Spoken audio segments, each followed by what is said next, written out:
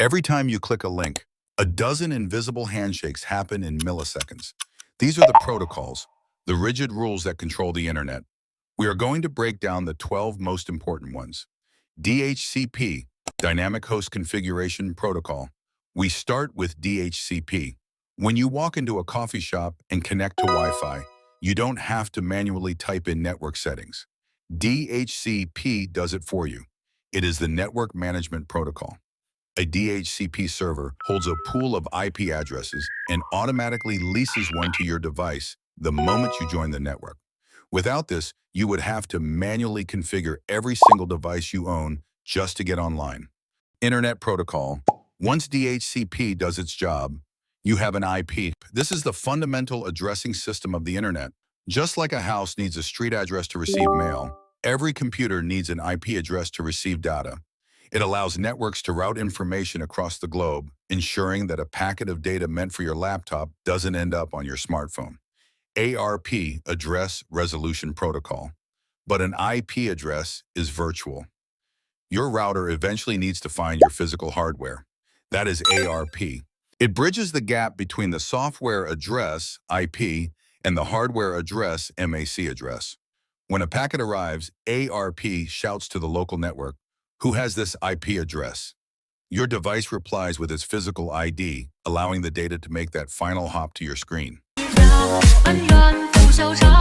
TCP, Transmission Control Protocol.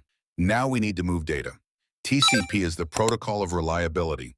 It is connection-oriented. Before sending data, it establishes a handshake with the receiver. It breaks data into numbered packets and tracks them. If a packet gets lost in transit, TCP detects the gap and resends it. It guarantees that the file you receive is identical to the one sent. UDP, User Datagram Protocol. UDP is the opposite. It is connectionless. It prioritizes speed over accuracy. It shoots data packets at the receiver like a fire hose without checking if they arrived. There is no handshake and no error correction. This is used for live streaming, voice calls, and gaming, situations where a split-second lag is worse than a slightly pixelated image. DNS, Domain Name System. Now let's browse the web. You remember names like google.com, but computers only know IP numbers. DNS is the internet's directory. When you type a URL, your computer asks a DNS server to translate that text into the specific numeric IP address of the website's server, allowing your browser to locate it. HTTP, Hypertext Transfer Protocol. Once the server is found, your browser uses HTTP to request the web page. This is a request-response protocol. Your browser sends a message saying "get page," and the server responds by sending the HTML code that builds the site. However, standard HTTP sends this text in the open, meaning anyone intercepting the wire can read exactly what you are typing. That is why we have HTTPS. The S stands for secure. It functions exactly like HTTP, but it wraps the entire conversation in a layer of encryption, usually TLS. Even if a hacker intercepts the data stream between you and the bank, all they will see is scrambled, unreadable code. FTP, File Transfer Protocol. For moving large files rather than just viewing websites, we use FTP. This is one of the oldest protocols. It establishes two connections, one to control the command instructions and a separate one to actually move the data.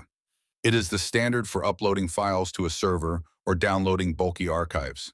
SMTP, Simple Mail Transfer Protocol. Finally, let's handle email. Email is unique because sending and receiving uses different rules. To send an email, your client uses SMTP. This protocol pushes the message from your device to your email server and then pushes it across the internet to the recipient's mail server. It is strictly for outgoing delivery.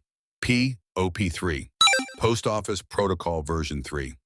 To read that email, you use POP3. This protocol connects to the server, downloads the email to your local device, and then usually deletes it from the server.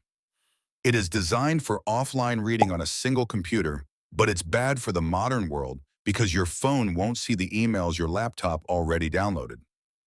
IMAP, Internet Message Access Protocol. That is why we use IMAP today. Unlike POP3, IMAP syncs.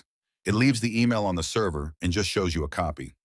This allows you to manage your inbox from your phone, tablet, and desktop simultaneously, keeping the status of every message updated across all devices in real time.